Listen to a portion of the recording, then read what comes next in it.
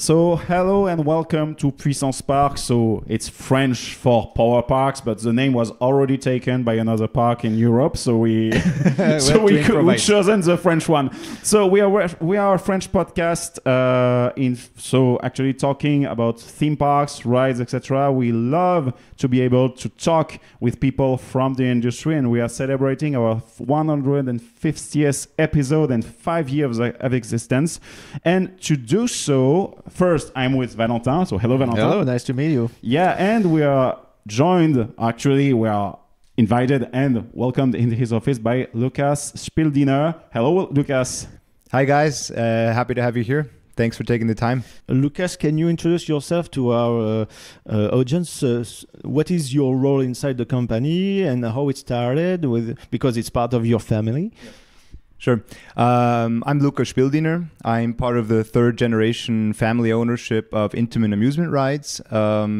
I have been with the company now for about 5 years approximately, and am more and more responsible for the commercial side of the business, meaning sales, marketing, human resources, and that type. Together with my brother, who's more and more responsible for the engineering and product development side, and my father is still the president of the entire Intamin group. Okay. We have a trend in our podcast. We usually start by knowing you a little better, by asking you some questions about the theme parks and park industry and your point of view about this industry, but on the leisure side of it. So do you have a park where you went as a kid, where you grown and maybe you were attached to this industry? So do you have a home park? So for me, my mother's from the US. So every year we visited California together with my brother and sometimes my dad. And for me, that was the time of the year when we always went to a park. So each visit as a child when I was growing up, every single year was combined with a park visit. And since being in California, Six Flags, Magic Mountain, Six Flags, that was the park that we actually always went to. And it was Knott's Berry Farm, Disney, of course. But for me, if I had to pick a home park, it had to be between Knott's and Six Flags Magic Mountain. But since Six Flags had all these great rides as a kid, it was fantastic. I mean, yeah, you could just go on one after the other. Okay. That's kind of considered my home park, I'd say. Yeah, and because in the Six Flags Magic Mountain Park, there were the first ride with Giovanola. Exactly, yeah. That started in Intamin afterwards. Yeah, and I think they still have the most roller coasters in a park in the world. But don't get you have to fact check maybe afterwards. It's between Six Flags Magic Mountain and Cedar Point. Cedar Point. Yeah. Okay, yeah. Okay, great. So now, second question: what's your preferred type of ride, actually? So can be a coaster, anything. Yeah. So I generally, it's a simple answer from my perspective, and you probably would expect it, but launch coasters are for me the non-plus. I mean, that's just, yeah. And to be honest, hydraulic launch coasters are still I agree. The launch of a hydraulic system is just still, it's second to none, basically. Mm-hmm. And nowadays, I mean, we have a lot of great coasters with the LSM technology too, but it's super difficult to pick one.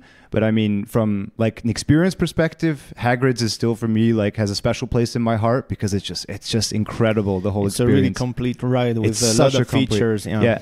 And just for everyone, and the theming and all the experience is just fantastic. But then also, Tutatis and Parc Asterix and Batman and those ones, the newer ones, where you really get a little bit of a punch in there. Spain and Parque Warner. Exactly, yeah. Those are the two that I think also are really, really high on my list too. Okay, yeah, and just to go back on Hagrid, I've not ridden it personally, but from what I've seen on the on-ride videos, it has a great re-rideability because from day and night, the experience is quite different with the lighting on board the train too. Absolutely. Apparently. I mean, if you have 3 hours each time to stand back in queue, then it's absolutely re-rideable. In the evening, it's quite quiet. It's a little bit better, but still. Yeah. I mean, we're super proud to have delivered a ride that has a queue line that starts at 9 a.m. and has 3 hours of wait time. But it's for everyone. And it's a the fantastic. Same in Parque Warner. Please go ride Batman. it. I would really. I did it. I okay, did you Batman, did. Okay. I did Hagrid. So Good. Yeah, I can the whole span of. He's our coaster guy actually. So yeah, it's good. 1 out of 2. Yeah, exactly. So maybe next question. Yeah. Is there a style of ride you don't like? Like maybe the spinning flat rides or some dark rides because maybe it's too quiet for you? Yeah, good question. Yeah. To be honest, flying coasters are not really my favorite. Okay. Just because the pressure sometimes when I feel, and especially I've always have some pain in my neck because you're constantly looking like this. It's like quite flying uncomfortable. Phantasialand and stuff like that. It's just a little bit too long sometimes, and even the older models from B&M and stuff, I feel like I have a neck issue when I get off those rides. But that's just, it's my personal preference, of course. And anything that kind of does too much spinning too quickly in like a short time. Same here. Yeah. Too uncontrolled, then it's like, not really my type of ride. But anything else I love. I love tower attractions, drop towers, anything like that is also, I love. Hey, you work in the right place. Thankfully, yes. Given your product offering, it's apparently you're a great place. I mean, I can't say any other answer, basically. Okay. Well, about that, is there a ride, a type of ride that is universally, less appreciated by people, but you still love? A guilty pleasure. Yeah. Is there something like that you can name an existing attraction by its name if you got one? The one that pops into my mind, and I'm not really sure if it's a ride that some people are frowned upon, but X2 at Six Flags Magic Mountain. I don't know if you know that, the old one, crazy. the Arrow one. I mean, it's just absolutely confusing in every way possible, and disorienting with the fire effects and anything like that. But I think it has a special place in my heart because that was like the one ride that really got me like into roller coasters, because I was like, how the hell did they do that? Like, it's just crazy. Yeah, but I know for some first drop at first. And you go backwards rotating down and what the So hell? the version with the onboard audio too, or X2. Yeah. X2. You Doesn't did have X2 onboard, or I the think. first X, the pink and yellow one, or the red and white one? The red and white one. Okay, so X2. Yeah, okay. X2. Yeah. So maybe let's switch to the first question, about the early years and so the history of Intamin. As the grandson of Intamin's founder, what's your earliest memory of the company and its impact on you, actually? So I think one of the first memories that I have was visiting, I think it was Legoland, because it was one of the rides that we supplied there. I think it was the observation tower, where only suppliers were allowed to enter and pre-enter basically the park. So we had this exclusive kind of park attendance there, and that was like just mind-blowing for a kid. You could run around everywhere and everything was free.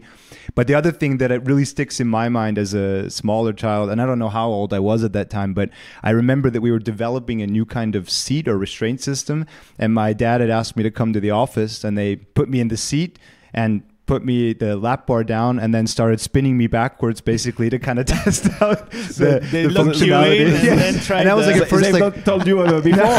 Okay, good. They were like that, and I was a little bit scared at first, but afterwards I was like, wow, that was fun, I want to do it again. Okay. So that was kind of one of the first memories I have. That was back in Wollerau in Switzerland, where we had the office, the first office basically then of Intamin. And what has been your background before joining the family company? So I studied mechanical engineering at ETH in Zurich, same as my father and my brother, so it's kind of a family thing. Yeah.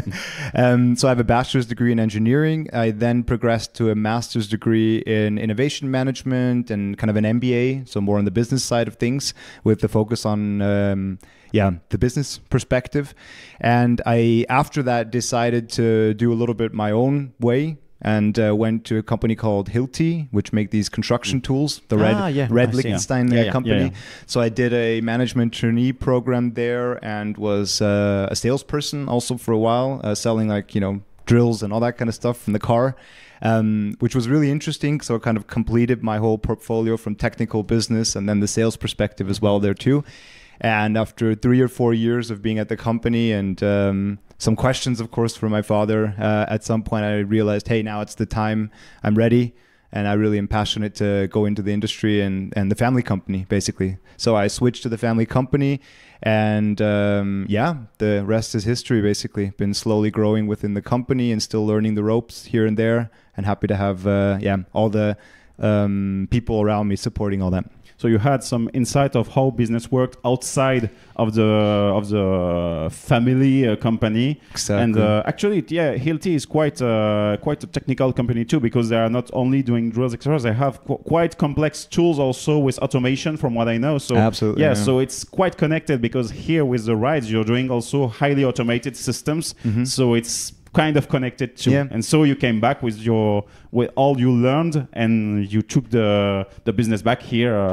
Yeah, exactly. For me, it was very important to get an outside perspective before entering the family company, because otherwise, once you're in, it's almost impossible to go out. And I wanted to be here with 100% conviction to do this, and now I am here with that. So happy to be here. We get it. Okay, great. So fantastic. So now let's talk maybe more about the company itself, as Intamin stands for International Amusement Installations. So that's for those of you who didn't knew the signification of the name, of course. What led the founders, which was your grandfather? Yep.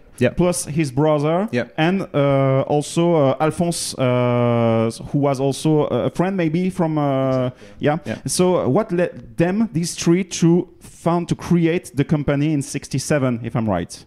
Yeah, 67. Yeah, sorry. Yeah. No problem.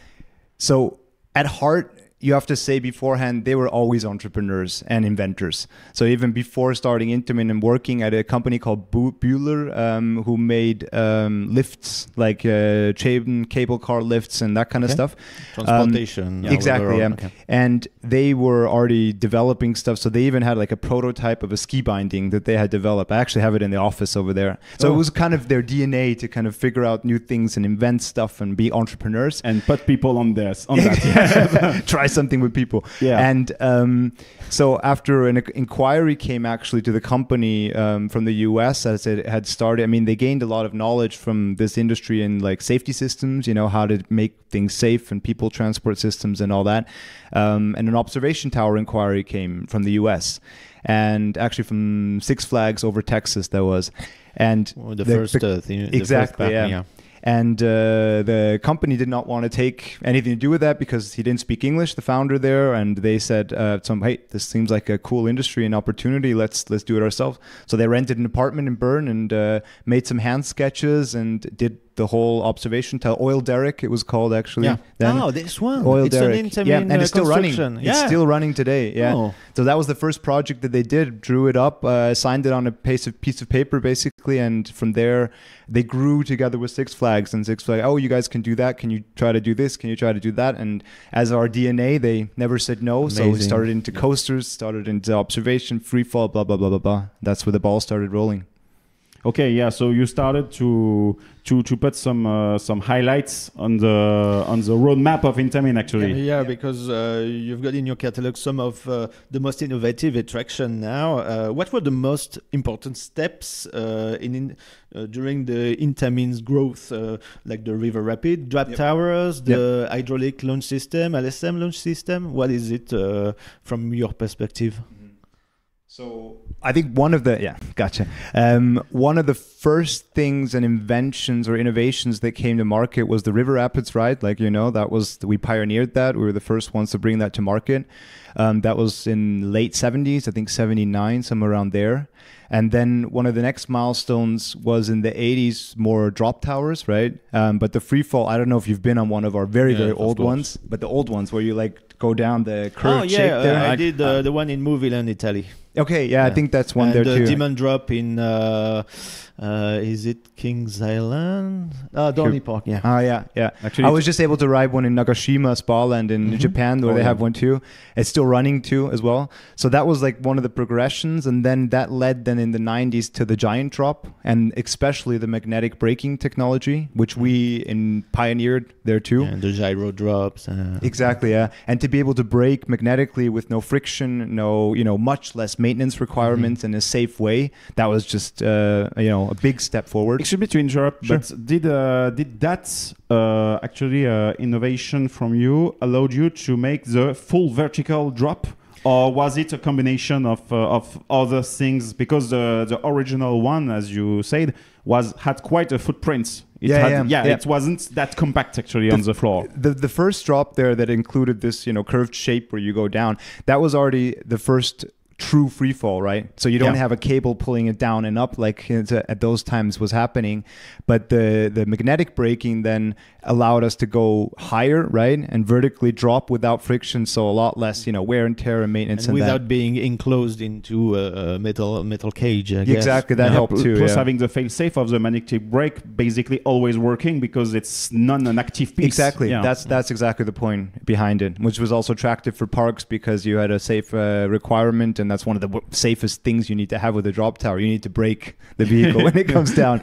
otherwise you have issues. So that was kind of the giant drop. And then a huge milestone came then in the 2000s when we were asked, to go faster, higher with the hydraulic launch technology. That was a big step forward where you could on top three dragsters, exactly, which was a lot of R&D development, testing, and all that. But we were the first to bring to market and able to reach speeds that no one could imagine at that time. With that whip actually on the launch, and it's just fantastic. That's the crazy. Feeling of that, of just this, it's unique, like a bungee cord, just like pent up energy, just like accelerating you from zero. It's overwhelming and exciting at the same time. Exactly. And after the hydraulic launch, it was then especially going into all the linear motors, right? So first, very shortly limb, but we switched very quickly then to the LSM system. We're one of the first to introduce LSM rides into the market too. So Maverick, with iSpeed and what was it, Cheetah Hunt, of course, and that kind of stuff. That was, of course, a big step forward. And a big milestone then came too with Taron, actually, because Taron was then the next generation LSM. That was like the staple LSM coaster, the Blitz coaster. Exactly, and that led to a lot of more inquiries in that realm. And now today, of course, that's kind of our go-to product that we have there. Having this elevated seat, having a restraint system where your upper body is free, and the layout, which is just, I forgot to mention that's one of my favorite coasters too. I can ride that thing over and over again. That's just, and you had and this is without adding the theming yet, because exactly. The coaster itself is already one marvel. It's really, even in the community, it's really still a great experience, one of the top-rated coasters. But with the theming, it's something unforgettable when you see it, when you experience it. Yeah, for an experience like Taron, which is based really on speed itself, having the theming so close, it reinforces really the impression of speed. So it's really powerful, really great. It's fantastic, and that was a great collaboration. It brought us, and I think Phantasialand also forward. It's still one of their most popular rides in the park up to today. So those were, I think, the main milestones. And nowadays, we say we've also developed also vertical launch coasters too with LSM. That was kind of also a next step where we're going into. I did the Storm in Dubai. You did it? Okay, I haven't been on it. And? Yeah, it's kind of fun. Okay. Yeah, because there are lots of trim brakes because of the structure. But I can understand it. But it's not just my type of roller coaster. I like it better when it's something like Taron or Batman Escape. Don't get me wrong. For me too, especially. But you're limited with, of course, the building itself. So it was kind of you can't exert strong forces on the structure. Exactly. Because it's kind of a huge tubular building. It's pretty complex to do. Absolutely. Okay, so looking back now with all these innovations, actually, can you identify maybe some specific challenges your company had maybe to face during these years, and how they were overcome? For instance, maybe putting in motion the first hydraulic launch systems. Maybe it was quite a challenge on an engineering standpoint. Maybe that's a very good point. Yeah, that was one of the. I know this only from sayings and kind of from my father and stuff, what he was talking about. But that was insane. I don't know if you ever seen like the hydraulic room for these hydraulic coasters. It's just on video. It in some channel. On some documentaries. Yeah. So I don't know if never you know in person. If you know that, but the idea came from using the aircraft carriers as an example, right? Because they need to accelerate in very short distances, these airplanes, to be able to take off. So that was inspiration for these hydraulic launches. And the testing of that was just, insane. We had built something up in Intamin, Germany with the catch car, because it uses a catch car which actually accelerates on the bottom. And testing that, I remember stories of, the system just totally overperforming and just shooting the test car into the forest, you know, because it's just no one, of course, in there. There's no seating. It's just the car. It's just the catch car. Video archive of that? Too bad. It was just the catch car, the below thing. Okay. There's no seating or anything. It was just to kind of test the system in the catch car, and it's just the incredible power that you build up with those machines is just crazy. And then putting in action, you know, that into the real life and actually having a coaster seat on top of it. The thing is, when you start pushing the boundaries like that, you experience effects that you can't even imagine. And we've had that all throughout our history, even with, for example, Red Force and the LSM coaster. When you go and push the system to its limits or even to the max, you start getting vibrations and heat dissipation and all kinds of things which you can't even calculate before, and effects start happening that you never know. And that's always something that we had to overcome, and I think we're very, very proud of always being there and being able to commit to these projects and finish them up until the end. But it's always, I mean, there's so many challenges. I mean, my dad could probably give a whole book of challenges that we had to run through to get these machines to work because they're so complex. What evolution in the expectations from the guests and from your customers are you seeing today? It's not an easy question, actually, because it's very broad to kind of define that.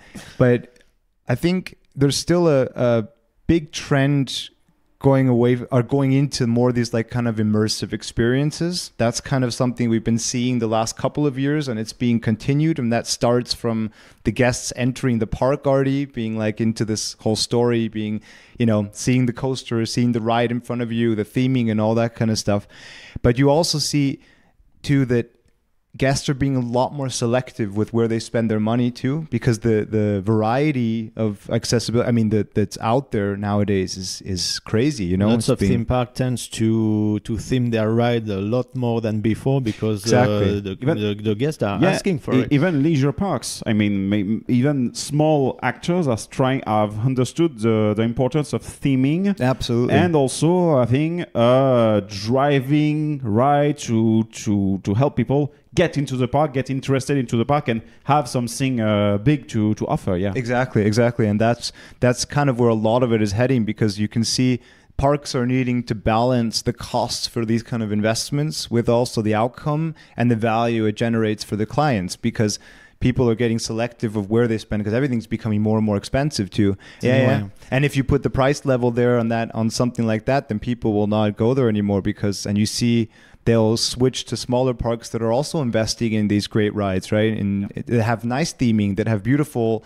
I mean, Mahuka is a great example of that, with a smaller park that has a great theming and that you can have a great experience with your kids. And there's kind of a development going on. And the parks are also since COVID especially, right? They've been putting more focus on the experience of the guests, letting less people into the park, increasing their food and beverage quality and everything there, because the experience is what counts then, and people will not come if you don't have, if you have not very good food, if you're standing in line half of the day. And from your perspective, did you see the change from the park just building roller coasters on the parking lots to integrated rides into great theming? Where even if the parks are big or small, have you seen that change? And, absolutely. And do you enjoy it better than before? Absolutely, because I think in the 2000s especially, there was this kind of coaster wars going on, who can go higher, faster, everything. But everything was just, you put all your costs into that. You put it into marketability to get fast, to get high and everything there. And the theming around it or anything, the story doesn't matter. Minimal, you have an empty parking lot, like you said. You put the coaster there and the people will come.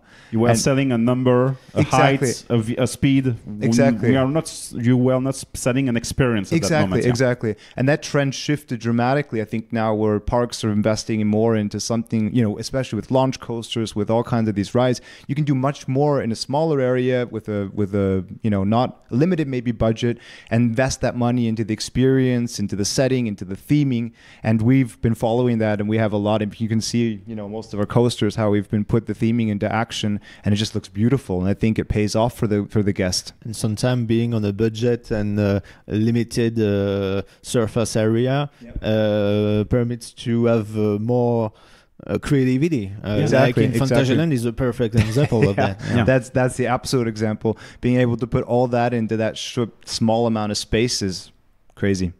Yeah, it's what forces you to innovate in certain point. And about that, let's talk about today's innovations at Intamin. What, in your opinion, sets you apart from the competition? What differentiates really Intamin from the other manufacturers, from the other offerings on the market today? I think the first and one of the foremost ones is our innovativeness. I think that's always been part of us, part of our DNA, the technical innovations that we bring to the market, the new types of rides. We very rarely say no to a crazy idea from a client. We are always willing to try to put it into action in some way, shape, or form, as long as it's safe and it's somehow doable from a technical perspective. And in that respect too, others have tried to do this as well, but I think what differentiates us there is we also finish this until the end. Like we say, we never walk away. We do it for the big smiles on people's faces, but we never walk away from a project, right? And you see a lot of people, or some companies, let's just say nowadays, trying to push the boundaries, but then, you know, having to give up somewhere and just walking away because they can't take the costs, or, you know, or don't have the stamina, and it's always been in our DNA. And the company color blue represents trust, right? That's where it comes from. So it's important for us to keep that trust to the clients. When we promise things, we want to deliver, and we want to be there until it's done. And the other thing, of course, is the network of partners that we work with to ensure like the quality standards are kept and that we can have kind of control. So we have a lot of partners that we work closely with. Some of them are wholly owned, partially owned, or some are just very long-standing relationships.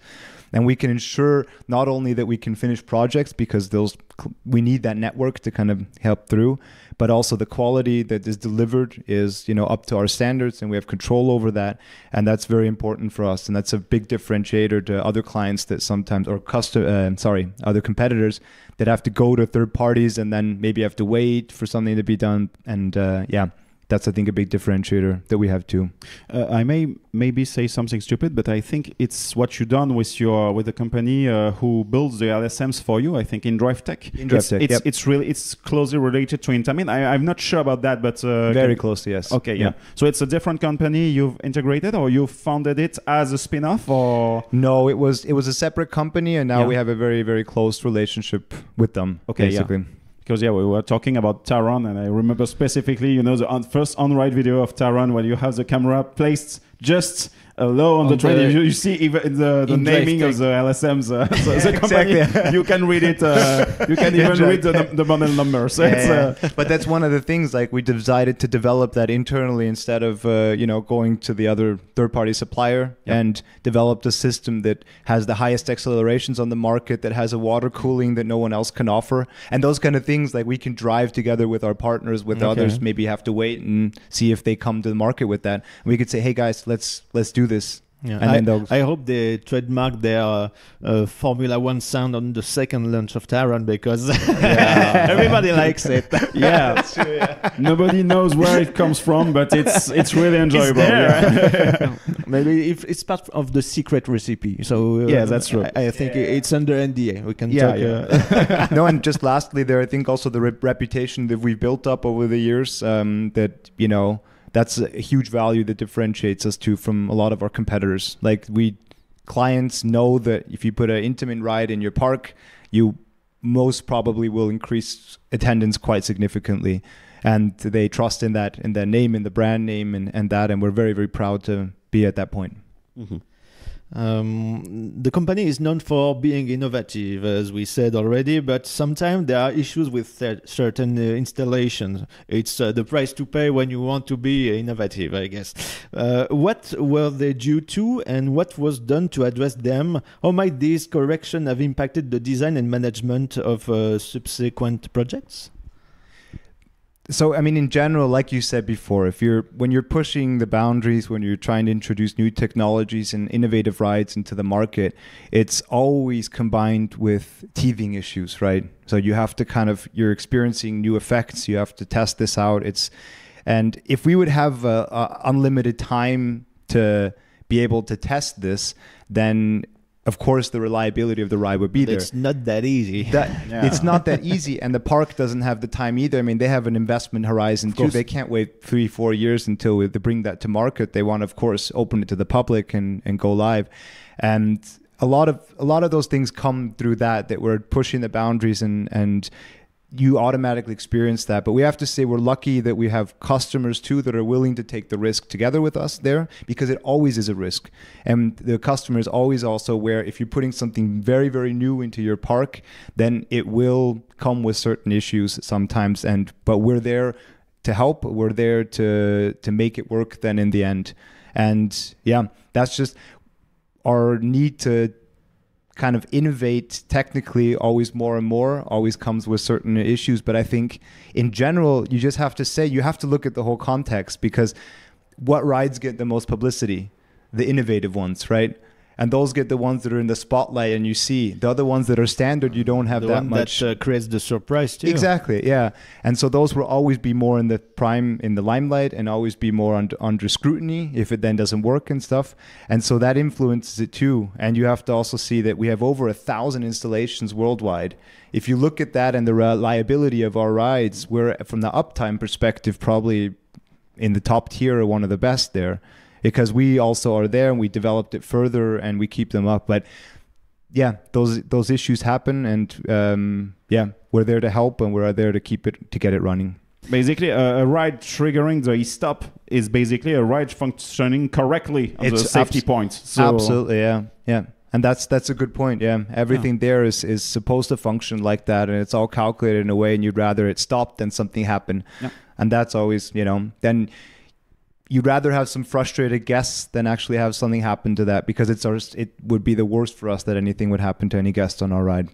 So I've been in the United Arab Emirates a few months earlier, and we'll talk about the flat rides you're producing, and we'll start with the Dome Theater ride you're offering. So we've seen at SeaWorld Abu Dhabi bought and successfully built one. What then take this product is instead of a more traditional motion simulator, and what type of venue do you target this kind of experience for? Mm-hmm. For that project, the client was looking at the whole realm of offerings in this motion theater realm, and there was from flying theaters to these kind of circular moving theaters and everything there. But you have to say that there was not much innovation going on. I mean, the flying theater is a flying theater. There hasn't been that much happened in the last couple of years there, innovation types. And what they then came to, and we presented to them, was then the Dome ride, right?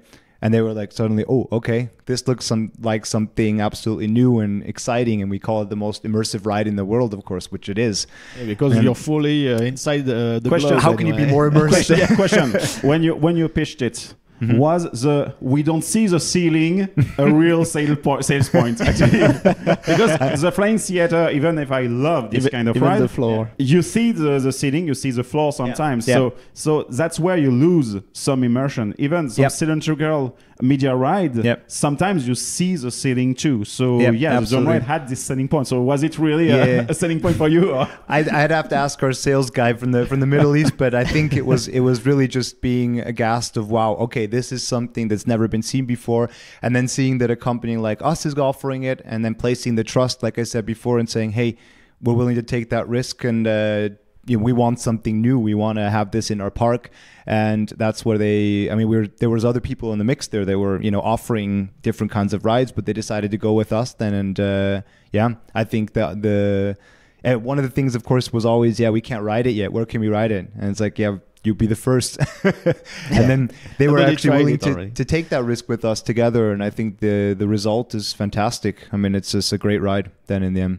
So Hypersphere is quite a quiet ride actually over there. So what are the operating margins for this kind of dome ride itself? Can it be a bit more intense? Yeah. Because we don't know the capacities of this ride, because the only way to experience it is through that experience that is more something to observe the marine life, and also I guess it's not the point to move it faster as it is. It's the thing is that system is capable of much more than it actually is doing at SeaWorld Abu Dhabi. I guess. And that's not a choice because we want to have a more tame, kind of family friendly. The thing is, you have to always put in that perspective, and guys that are actually riding it in the beginning when they started that, is that when you have such an immersive ride,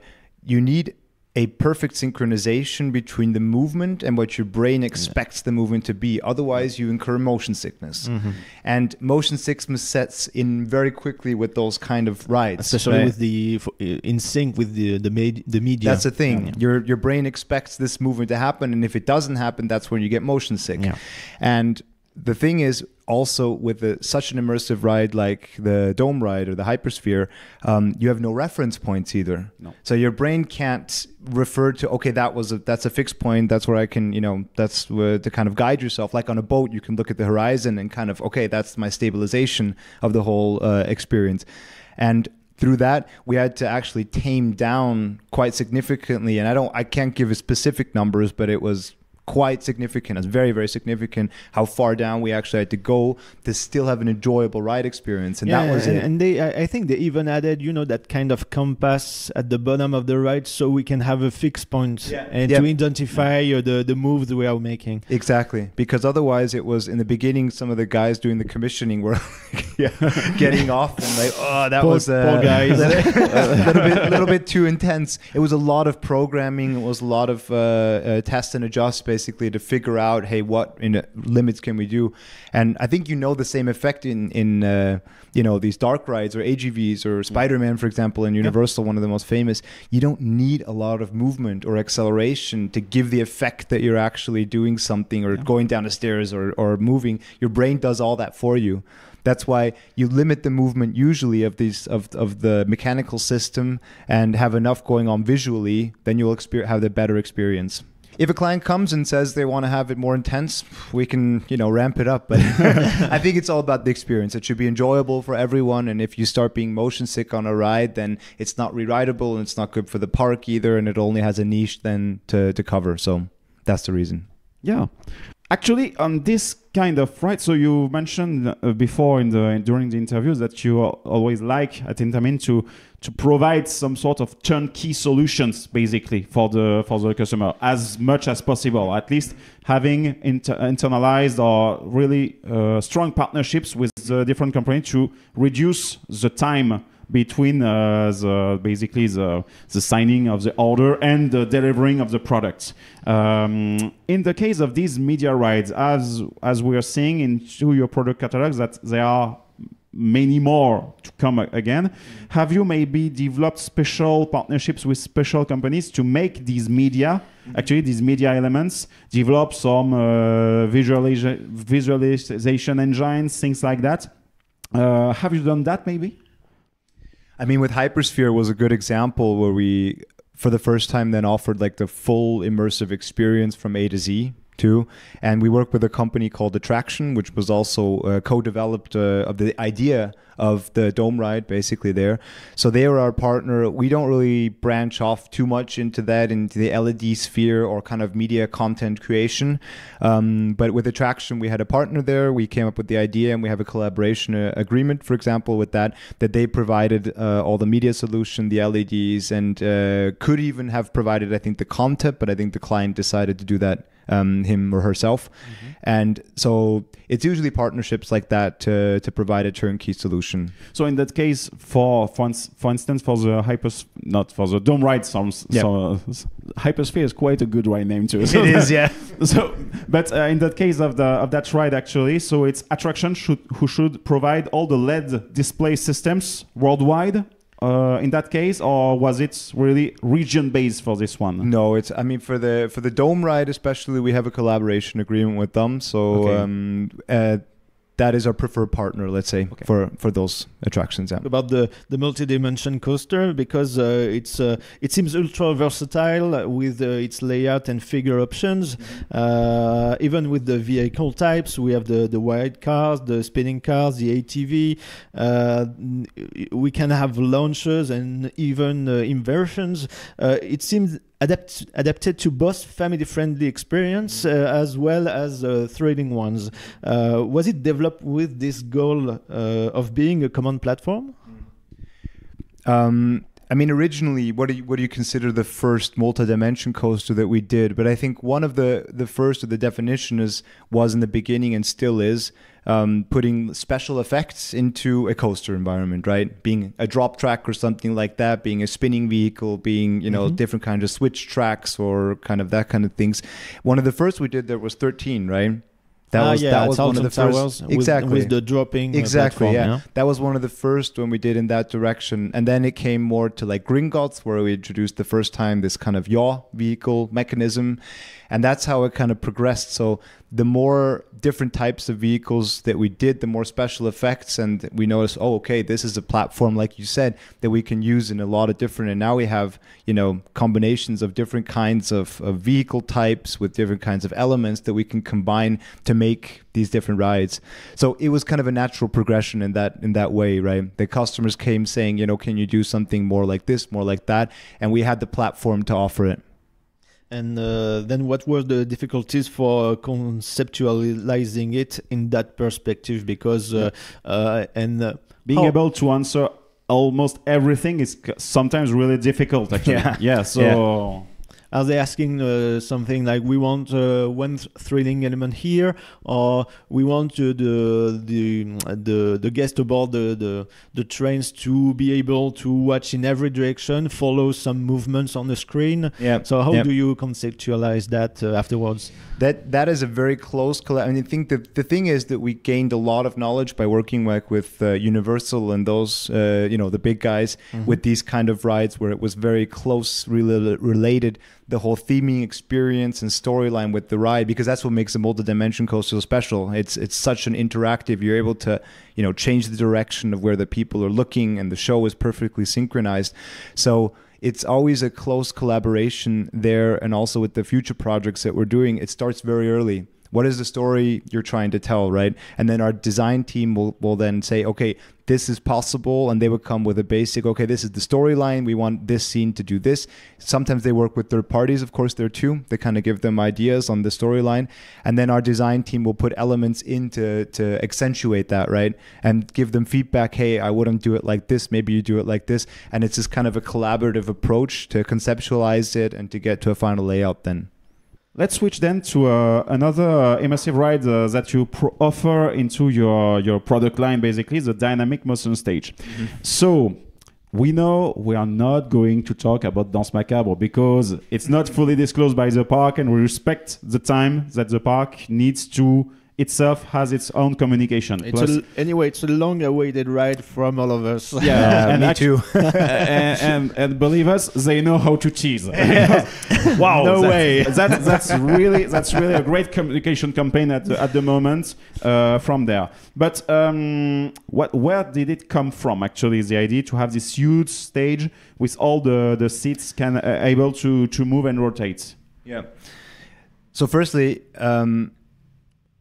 For us, it was a combination of different technologies that we've already had some experience with, but you have to say the original idea was developed together with Efteling, right? Because them coming with a concept here had nothing to do with the actual, like the way it was implemented now, but more like this is what it should feel like. And we had, I think, the idea of this more teacup, the classic Disney teacup style kind of ride, to combine but that on with a drop tower. Exactly. easy So easy we have peasy. that project, we have this one. Can we combine them? Yeah. Can we of have a course. teacup, a simulator, and a drop tower? Exactly. Combined. But that's a lot of times how our innovation works, right? The client will come with some idea, some feeling they want to kind of inject. They want to have this experience there, and we'll think of, what have we done that's kind of similar that we can maybe combine to kind of, because we have such a breadth of experience in different technologies and different ride types and systems, that we put that together in a way that just was perfect for them, and that then became a new product then for us then through that.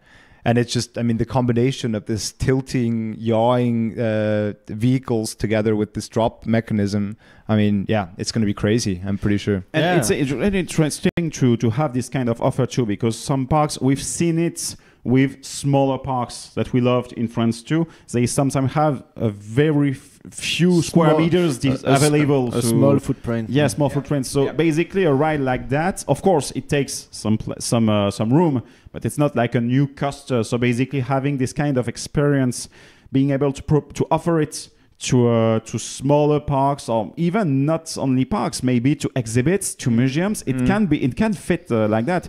We are still seeing, we are still waiting here in France some development of rides inside cities, urban rides. Urban rides. In the US, it's something that's quite popular inside malls. Actually, from what we've seen in the UAE, it's the case now because they try to attract people with coasters, etc. Especially in the family entertainment centers and the malls, because they have lots of them.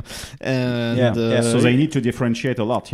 But here in France, it's still shy, but we've seen some experiments like that. But maybe having this kind of thing inside museums, for instance, we've seen things, and it can make sense. So we call those also a lot of standalone attractions, right? And I think the dome ride is a perfect example for that too. The dome ride, it's these immersive a new kind rides. of planetarium. Exactly, and it works well in not only parks but also in somewhere where leisure kind of entertainment districts, shopping malls. And the thing is also, I think we're still at the cusp of that.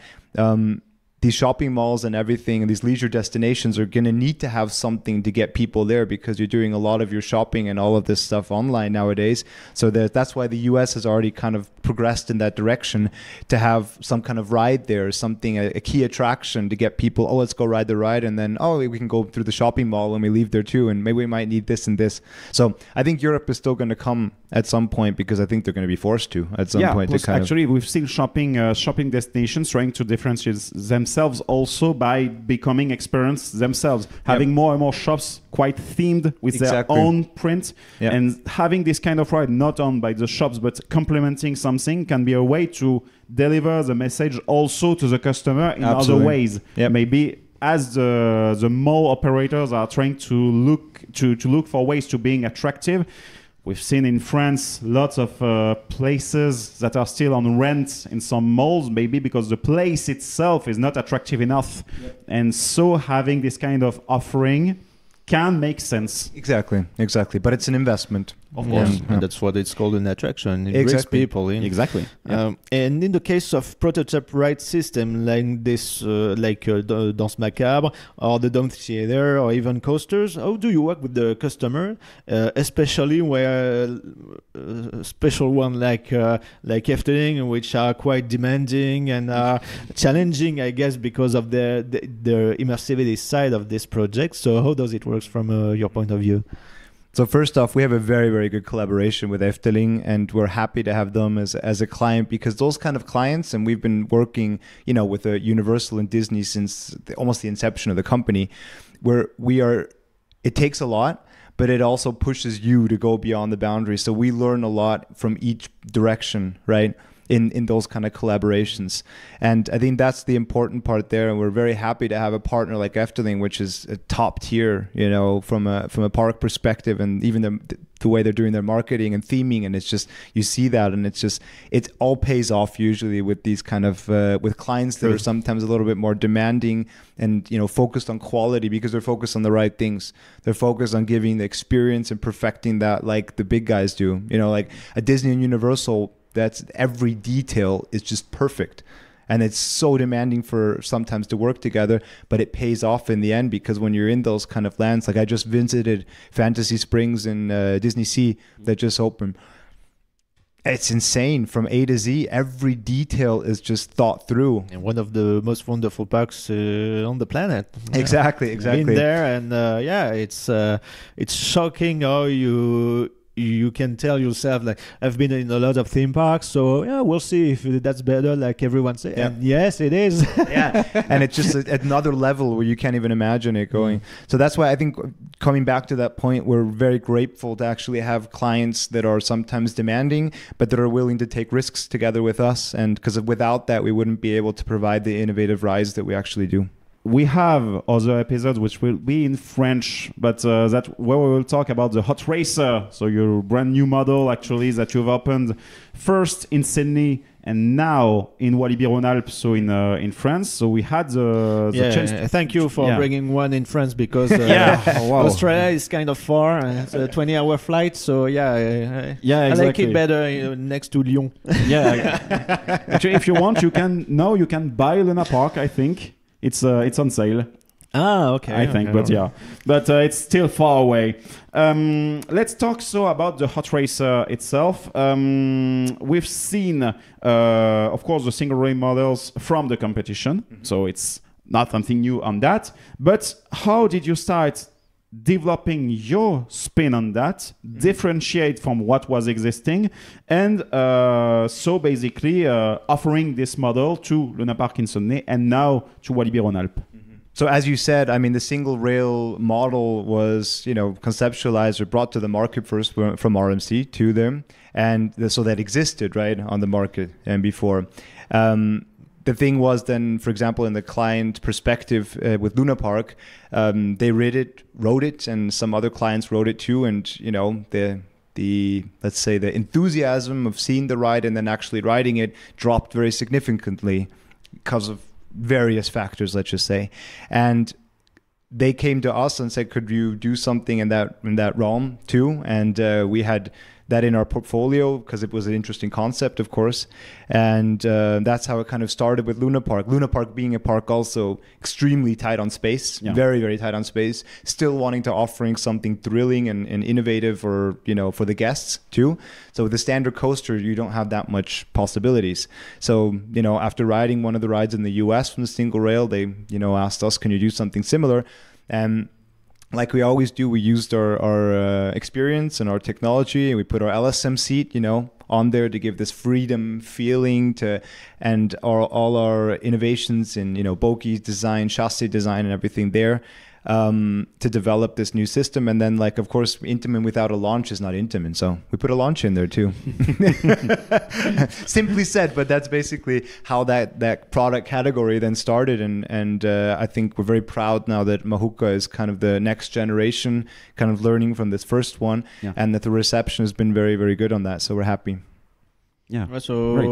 We are really excited to be able to speak to two engineers from the company, so Paul and Simon. So it will be in another episode, maybe two. We'll see what they can tell us about their project in here.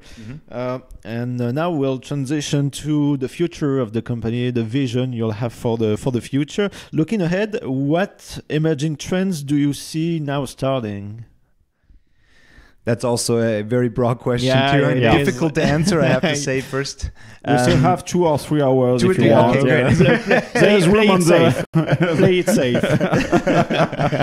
No, I think I keep coming back to one of the points, but I think these immersive experiences for guests, we're still at the beginning of that. I know it's a kind of a buzzword that we hear all over the place, but guests are also looking more and more for that. And I think that's going to increase in the future too, to have this more immersiveness from the beginning to end there. And with that also, I think this one of the pillars of these amusement parks that we saw also with COVID also, people are looking for common experiences with other people. That's why we think that, coasters are not going to go away, or theme parks in reality are not going to go away that quickly, because you can't get the same effect in the virtual kind of realm nowadays. And I think that's also a trend that's going to be more and more coming is integrating a more let's say, gamification, gameplay, interactivity into rides, right? Having maybe even with AR, VR, which has been, somehow stagnated. It came a little bit. There's some applications that work, at the same time, still, there is a balance to find between too much interactivity and nothing at all, just a plain experience when you're passive in it. The difficulty with interactivity looks like it's, the information overload for the guests, because when you are on the ride, you're not accustomed to. You're taking forces, you're doing moves you're not accustomed to. Sometimes it can be a lot to ask. So there is a very, very tight balance to find here. Absolutely, yeah. But I think that's something we're still experiencing and at the cusp still of. How can rides be incorporated that you can have this kind of interactivity with other guests? Maybe choose your own ride experience with a press of a button or different kind of ride pass and all that kind of stuff. I think there's still a lot of potential in those kind of regions there, right? Okay, and speaking about tech. Somehow during this question, he has a nerd question for you. The nerd moment. So basically, we've seen some technology coming to fruition in these last years, like AI, for instance. It's not something really new. Basically, it was years in the development, but the general public, general audiences got really a hang about it during the latest years, during the 2 last years. So how is new technologies, not only like AI, but like, for instance, the IoT, because the coasters, the machines need to be remote monitored, things like that, things like edge computing, things like that. How does that impact your thinking about the development of the company itself? So I think for us, the main effect until now has been also with internal tools as well, because all these CAD programs, these calculation softwares are being you can do so much more than you could do like a couple of years before. And it's also all interconnected with each other. I mean, you saw the trends just simply from COVID afterwards, from, being these virtual meetings and connected to everywhere, people being able to work from all over the place. And you see those technologies are coming more and more, and we're experiencing much more progression in these design tools too, that are helping us work more efficiently, faster, but also integrating more of that technology into the maintenance systems of the customers, being able to monitor things from other locations, being able to sense things already before things happen.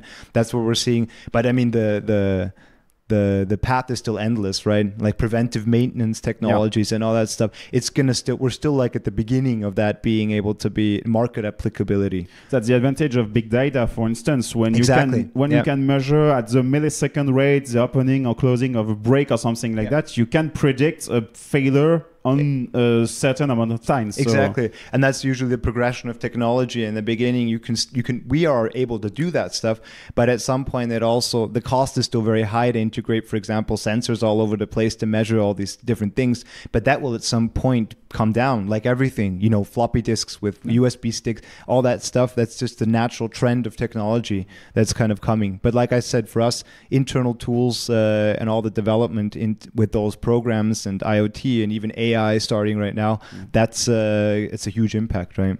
Yeah. So there is also the transportation system. So since a long time you're doing monorails, the observation towers. So with the comeback of the city rail transportation in order to harmonize the big cities now and have the less and less combustion motors transports, especially in the last decade. So is it a market compatible with your current products, or are you interested in developing it today?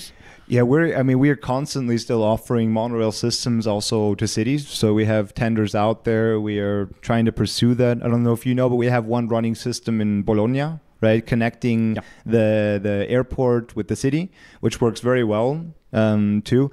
So that monorail system is a niche that it came originally from the theme park, right? Because some of the parks are saying people don't want to walk that far. Can we have something that doesn't use a lot of space, no underground? So we developed a monorail system for them. That's where it came from.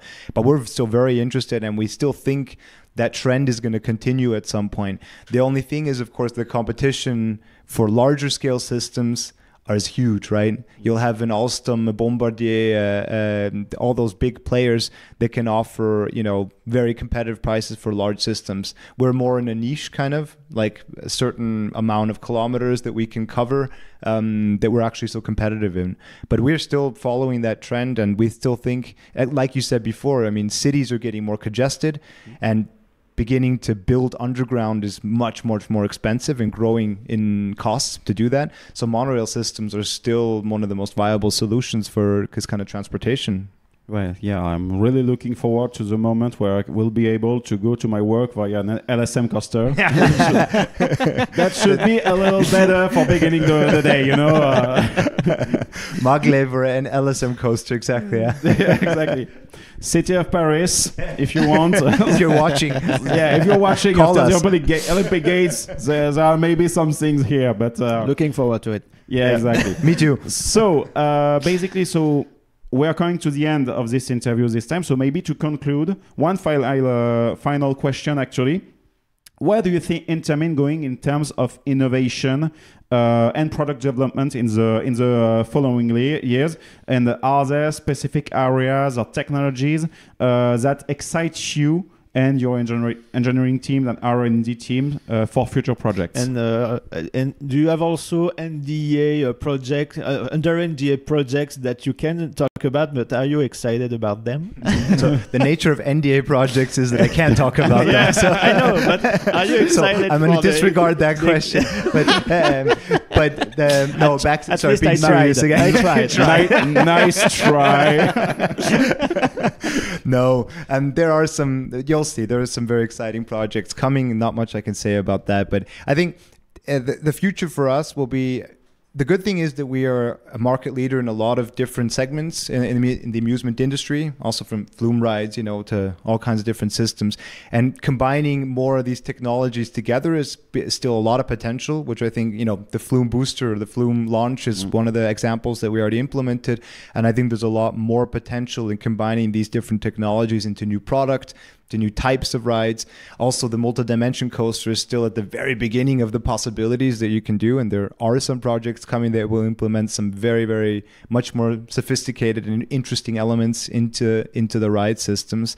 And I think from that perspective, that's kind of the product perspective. And from the technological perspective, we're seeing much more lightweight technologies, carbon fiber. We're using carbon fiber now for lap bars, reducing weight wherever possible to increase, decrease the usage of material, decrease the weights, decrease the materials and costs for the clients then too. And it will also be coming more and more as a sustainability aspect, right? That's going to be a trend that we're already experiencing now. Yes, it has its importance too nowadays. And parks are being forced to rethink, and good, because we need to do something in general as a society with sustainability. And at some point, and we're looking already into, what technologies can we use to increase the sustainability of our rides? Can we reduce that somehow? Can we regenerate energy and everything there? So I think there's a lot of trends that are going to go in that direction too, and also developments and research that we're doing in that respect as well.